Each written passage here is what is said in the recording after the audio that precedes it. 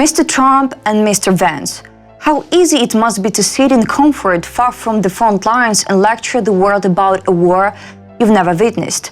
How convenient to reduce Ukrainians' fight for survival to internet clips and political sound bites while millions suffer under Russian bombs. Have you seen Bucha? Have you walked through the ruins of Mariupol? Have you spoken to the families who lost everything?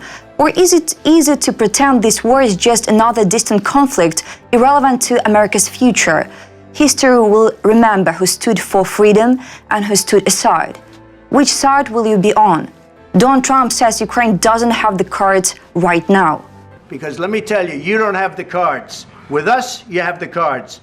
But without us, you don't have any cards. Maybe that's because you took them. In 1994, Ukraine gave up the third largest nuclear arsenal in the world in exchange for security guarantees under the Budapest Memorandum. The US, the UK and Russia promised to respect and protect Ukrainian sovereignty. Ukraine honored its commitment, Russia did not. And now some in the West act as if those promises never existed. Ukraine doesn't need to have the cards when it was supposed to have your word. If agreements mean nothing, if security guarantees are just empty gestures, then what message does that send to the world? That the strong can break their word, invade and terrorize without consequence. Donald Trump says Ukraine needs to be more thankful. You got to be more thankful. President Zelensky has thanked the US 94 times since February 24th, 2022, based on his official Telegram channel. United 24 media tracked his gratitude in daily addresses, but the actual number is much higher since speeches, interviews, press briefings, and other social media posts were not included. Let's see a short part of the video. All my appreciations from my heart, from the heart of Ukrainians. I want to thank you, all of you. I thank every American family.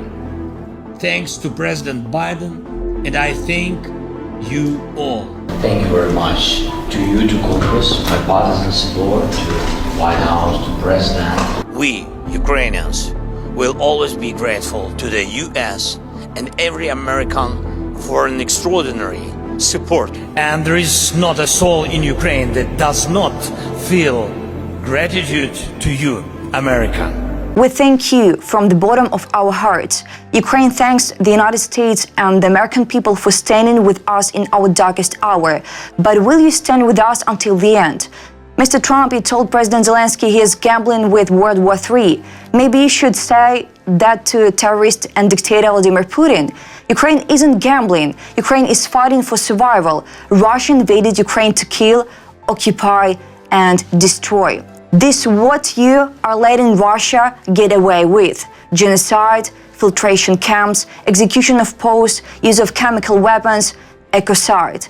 Entire cities have been wiped off the map. Families have been torn apart. War crimes have been committed on a scale not seen in Europe since World War III.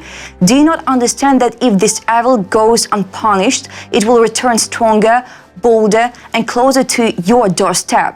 To those who still don't understand the cost of this war, since 2014, when the Russians first invaded the east of Ukraine and Crimea, thousands of Ukrainian men and women have been given their lives to protect their families and their homeland.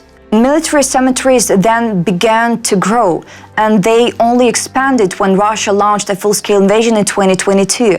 At that time, people began to plant flags on the main square of Ukraine. Each flag means the life of the person taken by Russia. In 3 years, the area became completely filled with flags. How many more flags must be planted before the world truly understands? To Brian Glenn, sitting comfortably in Washington while mocking a wartime president's attire must be easy when you're not the one fighting for your country's survival. If Elon Musk can wear jeans and a baseball cap in the Oval Office without your outrage, why does Zelensky's military-style clothing bother you so much? Are you planning on visiting the front lines in Ukraine to understand the reality of war? Or is it easy to sit in a warm office and take cheap shots while Ukrainians fight and die for freedom? If you actually care about global security, start asking real questions. The world needs leadership, not shallow distractions. History has seen wartime leaders abandon formalities in times of crisis. When Sir Winston Churchill visited the White House in 1942, he didn't wear a traditional suit. He wore his air raid suit, designed for quick response to bombings. It was the attire of a leader fully engaged in his nation's struggle for survival.